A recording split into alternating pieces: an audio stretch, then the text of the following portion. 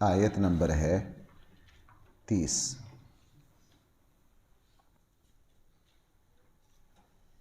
بسم اللہ الرحمن الرحیم۔ الحمد للہ رب العالمین والصلاة والسلام علی اشرف الانبیاء والمرسلین وعلی آلہ واصحابہ اجمعین۔ اما بعد فاعوذ باللہ من الشیطان الرجیم۔ بسم اللہ الرحمن الرحیم۔ وَإِذْ يَمْكُرُ بِكَ الَّذِينَ كَفَرُوا لِيُثْبِتُوكَ أَوْ يَقْتُلُوكَ أَوْ يُخْرِجُوكَ وَيَمْكُرُونَ وَيَمْكُرُ اللَّهُ وَاللَّهُ خَيْرُ الْمَاكِرِينَ۔ صدق اللہ مولانا العظیم۔ اس آیت میں قرآن کریم نے ہمارے آقا صلی اللہ علیہ وسلم کی مکی زندگی میں حضور علیہ السلام پر جو سب سے مشکل ترین لمحہ آیا، قرآن کریم نے اس کا ذکر کیا ہے۔ اور یہ آیت اس میں میرے اور آپ کے لیے سمجھنے کا، سیکھنے کا، عمل کرنے کا بڑا سامان ہے۔ آپ حضرات جانتے ہیں کہ مکی زندگی رسول اللہ صلی اللہ علیہ وسلم کی اتنی مشکل تھی کہ شاید اللہ کے کسی پیغمبر پر اتنی سخت آزمائشیں نہیں آئیں جتنی ہمارے آقا صلی اللہ علیہ وسلم پر آئیں۔ کسی نبی کے صحابہ کو اتنی ہجرتیں نہیں کرنی پڑی جتنی رسول اللہ صلی اللہ علیہ وسلم کے صحابہ کو 3 ہجرتیں کرنی پڑی، 2 حبشہ کی طرف اور تیسری مدینہ منورہ کی طرف۔ اللہ جل جلالہ نے جب اہل مدینہ کو یہ عزت بخشی، یہ اعزاز عطا فرمایا کہ اہل مدینہ نے خود رسول اللہ صلی اللہ علیہ وسلم اور آپ کے صحابہ سے یہ فرمائش کی کہ آپ مدینہ منورہ آ جائیں، تو صحابہ اکرام نے مدینہ منورہ کی طرف ہجرت کرنا شروع کی۔ اسی لیے اہل علم میں یہ بحث ہے کہ آیا مکہ افضل ہے یا مدینہ؟ بڑے تفصیلی دلائل ہیں دونوں پر۔ جو حضرات مدینہ کو افضل کہتے ہیں، ان کی سب سے مضبوط جو 3-4 دلیلیں ہیں، ان میں سے ایک دلیل وہ یہ دیتے ہیں کہ اسلام مدینہ سے مکہ کو ملا ہے، مکہ سے مدینہ کو نہیں ملا۔ اسلام کو مکہ والوں نے تو ٹھکرا دیا تھا، اور پھر اللہ جل جلالہ نے اہل مدینہ کے ذریعے مکہ والوں کو اسلام کی دولت دی۔ بہرحال یہ تو ضمنی میری زبان پر آ گئی بات۔ جب صحابہ اکرام نے مدینہ منورہ کی طرف ہجرت کرنا شروع کی، ہر روز کچھ نہ کچھ صحابہ اکرام مدینہ منورہ ہجرت کر رہے تھے، اور جب ہجرت ہوئی ہے اس وقت تک صحابہ اکرام کی تعداد 250 سے زیادہ نہیں ہے۔ 13 سالوں میں 250 سے زیادہ نہیں ہے۔ ان میں بھی ایک بہت بڑی تعداد حبشہ جا چکی تھی، جو پیچھے بچے تھے آپ یوں کہہ لیجئے کہ وہ 150 کے لگ بھگ تھے۔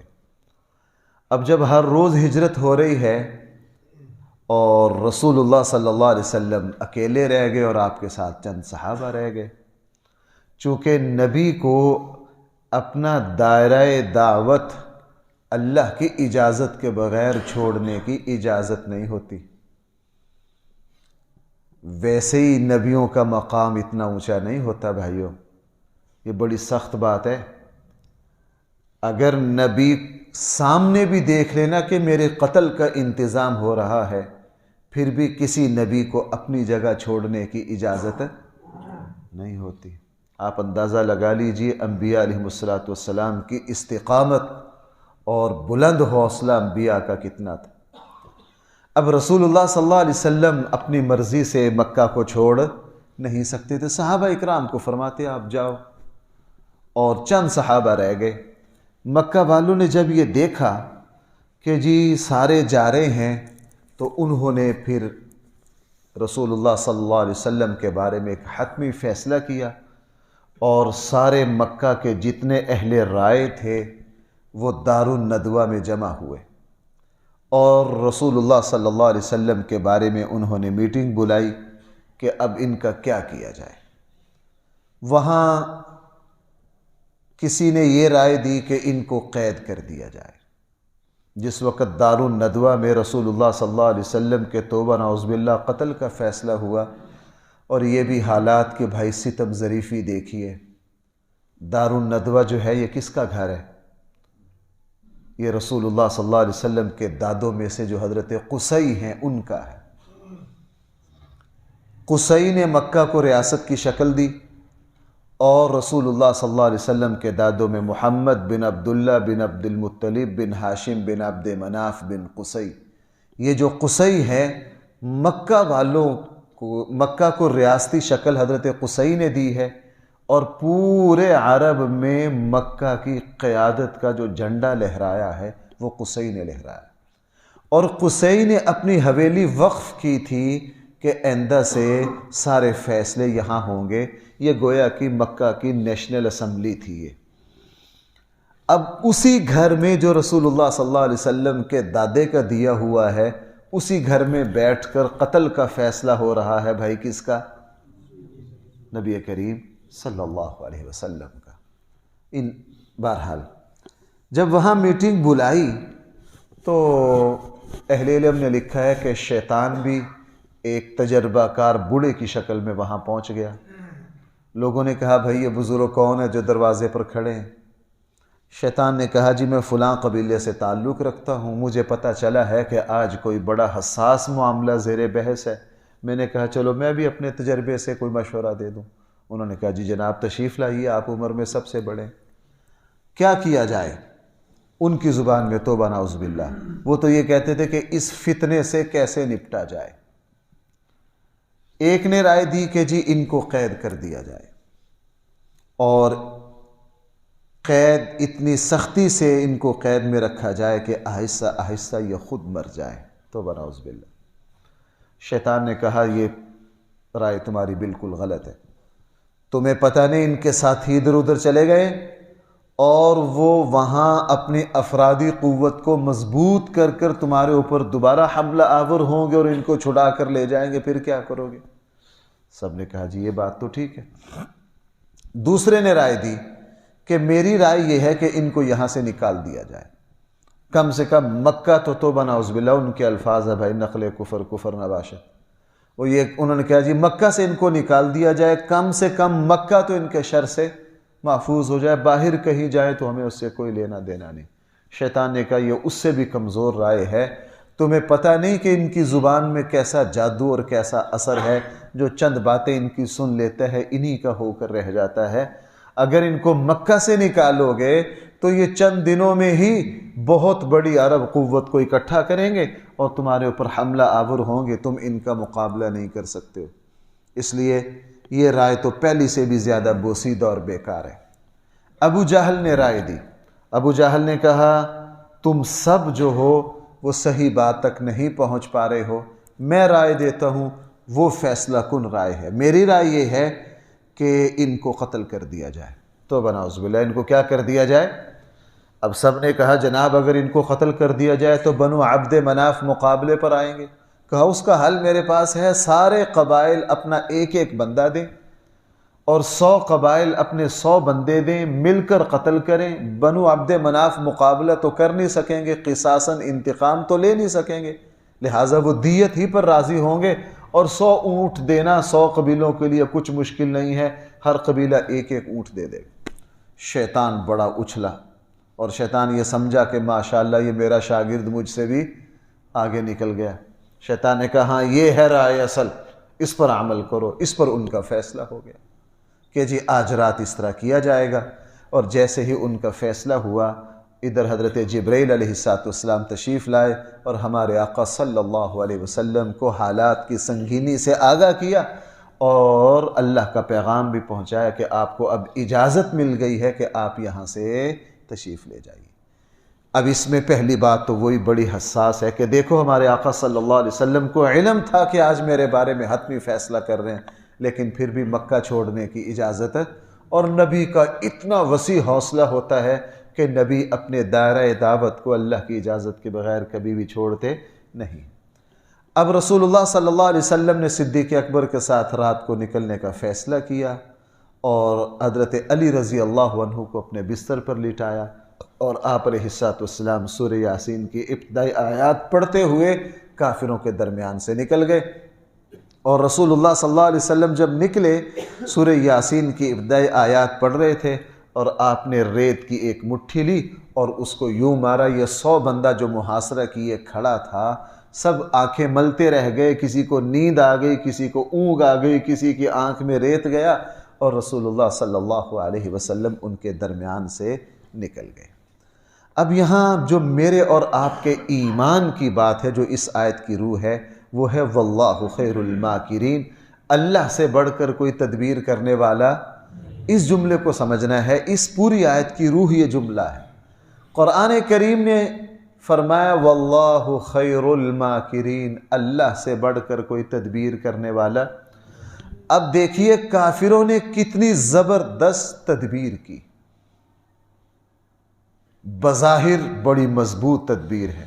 100 قبائل کے 100 نوجوان گھر کا محاصرہ کیے کھڑے ہیں، بچنے کا کوئی سوال ہی پیدا۔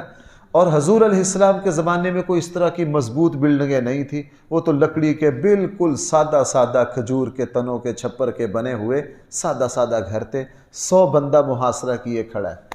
اب اللہ کی تدبیر حرکت میں آئی، 100 بندوں کے نرغے سے حضور علیہ السلام کو نکالنا، پہلی بات۔ دوسری بات، وہ اگلے کہہ سکتے ہیں کہ ہمیں ان کا پتہ ہی نہیں چلا، ہمیں ان کا پتہ نہیں چلا۔ رسول اللہ صلی اللہ علیہ وسلم درمیان سے نکل کر گئے اور اکثروں کو شک پڑا کہ ہمارے اندر سے گئے۔ وہ تو رات کے آخری حصہ میں جب ایک صاحب آئے نا، اس نے کہا جناب تم کیوں کھڑے ہو؟ کہنے لگے جی تمہیں نہیں پتا محمد صلی اللہ علیہ وسلم کا محاصرہ کیا؟ تمہیں تو پتہ ہی نہیں، وہ تو بڑی دیر سے نکل گئے، میں نے ان کو فلاں جگہ جاتے دیکھا۔ پھر ایک دوسرے کو کہیں یار مجھے بھی شک پڑا تھا کہ ہم، دوسرے نے کہا یار مجھے بھی لگا یہاں سے گئے۔ یہ ہے واللہ خیر الماکرین۔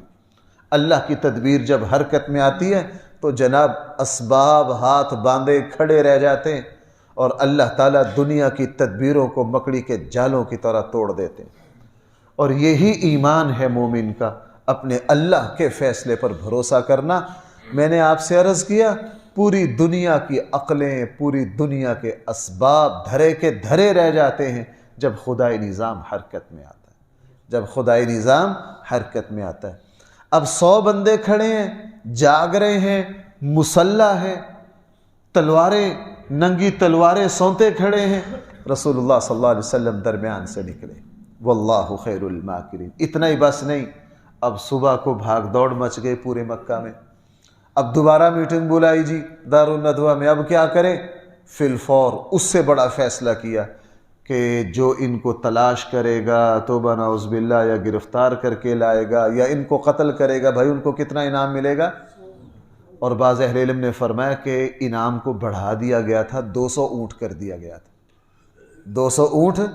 اب رسول اللہ صلی اللہ علیہ وسلم آپ حضرات جانتے ہیں یہاں سے غار ثور میں تشریف لے گئے، اور وہاں جا کے سیدنا صدیق اکبر کے ساتھ قیام پذیر رہے۔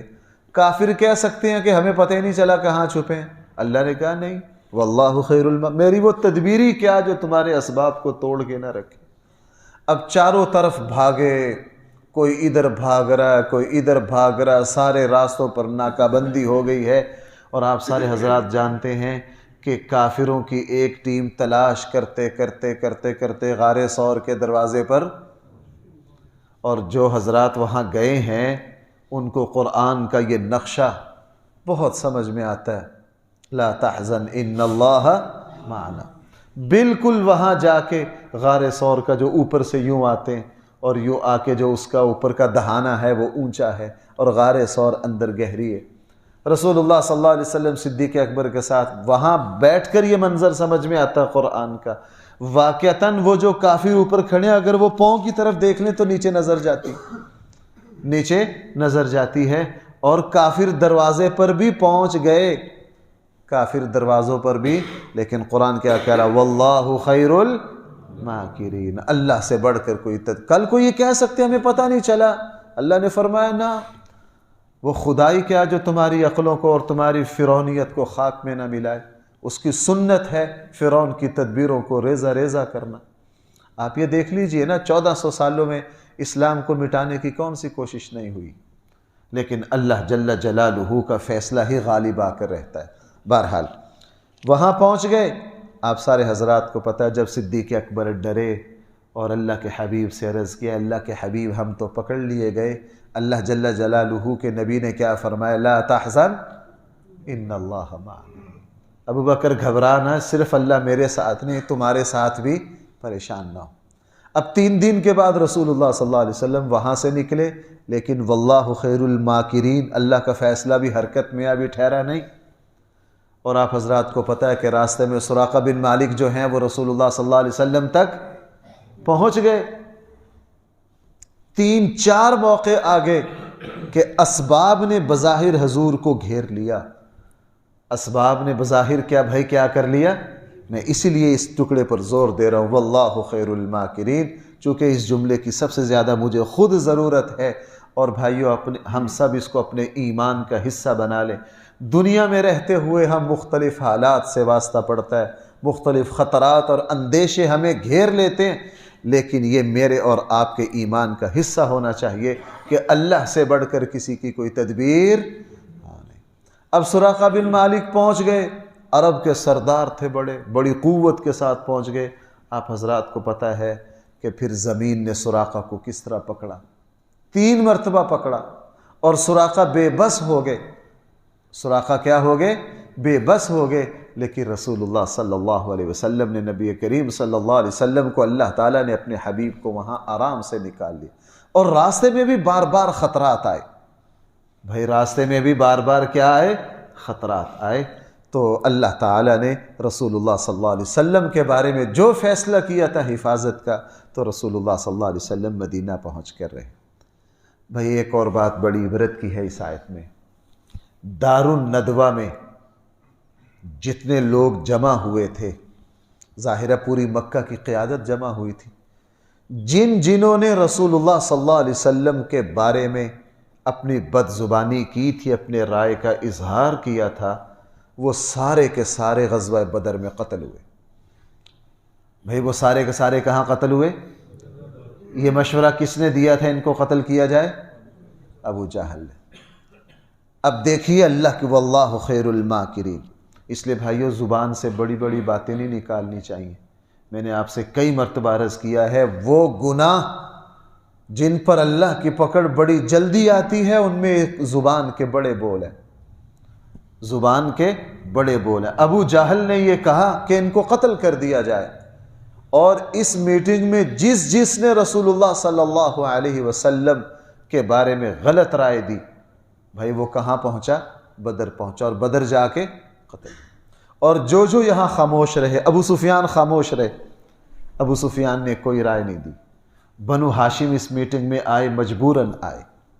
رسول اللہ صلی اللہ علیہ وسلم کے خاندان میں سے کسی نے نبی کریم صلی اللہ علیہ وسلم کی دعوت کا انکار نہیں کیا سوائے ابو لہب کے۔ سوائے کس کے؟ بنو ہاشم میں ایک ہی بدبخت ہوا ہے، ابو لہب، اور اللہ نے ابو لہب کو پھر ذلیل کیا۔ یہ سارے بدبخت بدر میں قتل ہوئے، اور ابو لہب جو ہے یہ بدر تک زندہ رہا۔ میں نے کئی مرتبہ آپ کو یہ عبرت ناک بات سنائی ہے۔ اللہ تعالیٰ نے ابو لہب بدبخت کو زندہ رکھا بدر کی شکست کے لیے، اور بدر کے 3 دن بعد یہ مرا ہے، اور اس نے اللہ کے نبی کے بارے میں جتنی بدتمیزی اس نے کی ہے روئے زمین پر کسی نے نہیں کی، اور اللہ تعالیٰ کی پھر پکڑ آئی۔ یہ بات میں اسی پر عرض کر رہا ہوں کہ زبان سے بڑی بڑی باتیں نکالنے، انہوں نے کسی نے کہا تھا قید کر دو، کسی نے کہا قتل کر دو، کسی نے کہا مکہ سے نکال دو، سارے بھائی بدر میں جا کے کیا ہوئے؟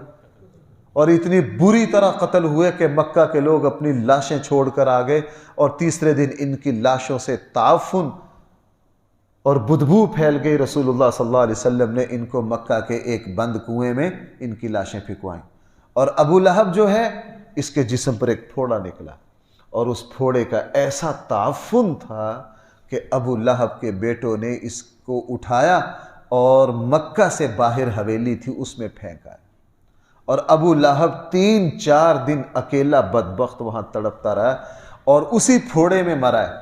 اس پھوڑے میں مرنے کے بعد جب اس کی لاش کا تعفن پھیلا، پھر لوگوں نے اس کے بیٹوں کو تانا دیا، نالائقو اپنے باپ کی لاش کو کہیں کنارے ہی لگا لو۔ اب جب وہاں جائیں تو وہاں تعفن اتنا تھا کہ اس کی لاش کے قریب کوئی نہ جا سکے۔ انہوں نے غلاموں کو پیسے دیے، غلاموں نے ایک گڑھا کھودا دور، چونکہ قریب جا نہیں سکتے تھے، وہ ایک طاعون کا مرض تھا، تعفن تھا، لاش گل سڑ گئی تھی ابو لہب کی، اور انہوں نے گڑھا کھودا، بانسوں سے اس کی لاش کو دھکے دے کر اس گڑھے میں پھینکا اور اوپر سے مٹی ڈال دی۔ تو اس آیت میں جو بھی بھائی، میری ایک بات سن لیجئے، جو بھی دوسرے پر ظلم کرے گا، زبان سے بڑے بول نکالے گا، خصوصاً سچائی کا راستہ روکے گا، حق کو روکے گا، اللہ جل جلالہ اس کو اسی طرح برباد کریں گے۔ اس آیت میں میرے اور آپ کے سامنے 2 کردار ہیں، اور ادھر ہمارے آقا صلی اللہ علیہ وسلم کی مظلومیت دیکھیے کہ 13 سالوں میں یہ پتھر بھی مارتے ہیں، ہمارے آقا صلی اللہ علیہ وسلم پتھر کا جواب بھی دے نہیں سکتے، اور ادھر سے مکہ والوں نے رسول اللہ صلی اللہ علیہ وسلم کے قتل کا فیصلہ کیا، اور آپ علیہ السلام نے صبر اور تحمل سے اس کو برداشت کیا، اور پھر اللہ تعالیٰ کی قدرت حرکت میں آئی، اللہ جل جلالہ نے ان سارے سرداروں کو خاک میں ملا دیا۔ اور بھائی یہ بڑی عبرت والی بات ہے، مکہ کی صف اول کی قیادت حق کا انکار کرنے کی وجہ سے مٹی میں مل گئی۔ اللہ تعالیٰ نے مکہ کے عام لوگ، بھائی میں سمجھانے کے لیے لفظ استعمال کر رہا ہوں، مکہ کے عام لوگ جو بظاہر کسی شمار میں نہیں آتے تھے، لیکن انہوں نے رسول اللہ صلی اللہ علیہ وسلم پر ایمان لائے، اللہ نے ان کو صرف مکہ کا نہیں، صرف عرب کا نہیں، اللہ نے ان کو پوری دنیا کا سردار بنا دیا، ان کو پوری دنیا کا۔ عبداللہ ابن مسعود کون ہے؟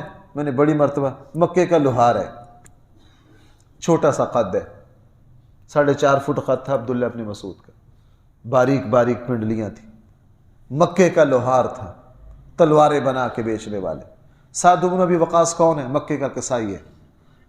سعد بن ابی وقاص بھائی کون ہے؟ اللہ تعالیٰ نے فاتح ایران بنایا ہے، کیا کسائی ہیں، مکے میں گوشت کا کام کرتے تھے، لیکن بڑے بڑے سرداروں نے اسلام کو قبول نہیں کیا، اللہ نے ذلیل کیا، اور مکہ کے عام سادہ لوگوں نے اسلام کو قبول کیا، اللہ تعالیٰ نے سعد بن ابی وقاص جیسوں کو عشرہ مبشرہ میں شامل کر دیا، ان کو فاتح ایران بنا دیا۔ تو بھائی اس سے آخری بات میرے اور آپ کا سبق اس میں یہ ہو گیا، جو مسلمان بھی آگے بڑھ کر اسلام کا خادم بنے گا، اللہ کے دین کا داعی بنے گا، اللہ کے اقامت دین کی دنیا میں کوشش کرے گا، اللہ کے دین کی سربلندی کی کوشش کرے گا، وہ عام بندہ بھی ہو، اللہ جل جلالہ اس کو ایسی عزتیں دیں گے، ایسی عظمتیں دیں گے کہ دنیا کے پجاری ان کا تصور بھی نہیں کر سکتے، چونکہ واللہ خیر الماکرین، اللہ سے بڑھ کر کوئی تدبیر کرنے والا نہیں ہے۔ اب اس آیت کے الفاظ دیکھ لیجئے، قرآن کریم نے ارشاد فرمایا وَإِذْ، آپ ذرا اس وقت کو بھی یاد کیجئے، يَمْكُرُ بِكَ الَّذِينَ كَفَرُوا، جس وقت آپ کے بارے میں کافر چالیں چل رہے تھے، کیا کہہ رہے تھے؟ لِيُثْبِتُوكَ، یا آپ کو قید کر دیں، او يَقْتُلُوكَ، یا توبہ نعوذ باللہ آپ کو قتل کر دیں، او يُخْرِجُوكَ، یا آپ کو شہر سے نکال دیں۔ میں نے آپ سے عرض کیا ہے، جب بھی اللہ بیت اللہ میں حاضری کا موقع دیتے ہیں نا، تو مجھے تو اس کیفیت سے بڑی لذت آتی ہے، حرم میں بیٹھ کر جب یہ آواز گونجتی ہے نا، اشہد ان محمد، جن لوگوں نے مکی زندگی کو پڑھا ہونا، تو اس وقت عجیب سرور آتا ہے کہ اس وادی میں اس نبی کے قتل کے فیصلے ہوئے، اللہ کی تدبیر ایسی حرکت میں آئی، اب قیامت کی صبح تک یہاں یہ نعرہ گونجتا رہے گا کہ محمد صلی اللہ علیہ وسلم اللہ کے، اور آج وہاں ان بڑے بڑے سرداروں کی نسلوں کو تلاش کرو، پتہ نہیں چلتا کہاں، ابو لہب پتہ نہیں چلتا کہاں۔ میں نے پرانی کتابوں سے بڑی محنت کے بعد پوچھتے پوچھتے 3-4 سفر میں جا کے پتہ چلا کہ ابو لہب کس حویلی میں دفن کیا تھا، ابو لہب کو کہاں دفن کیا تھا، اللہ نے مٹا کے رکھ دیا ان کو۔ او یخرجوک، یا یہ آپ کو مکہ سے نکال دیں۔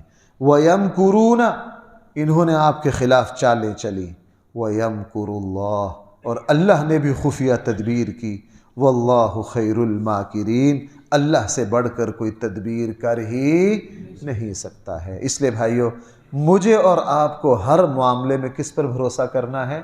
اللہ پر بھروسہ کرنا۔ اللہ تعالی ہم سب کو صحیح فہم عطا فرمائے۔ الحمدللہ رب العالمین، والصلاة والسلام على سید الانبیاء والمرسلین وعلى آلہ واصحابہ اجمعین۔ ربنا آتنا فی الدنیا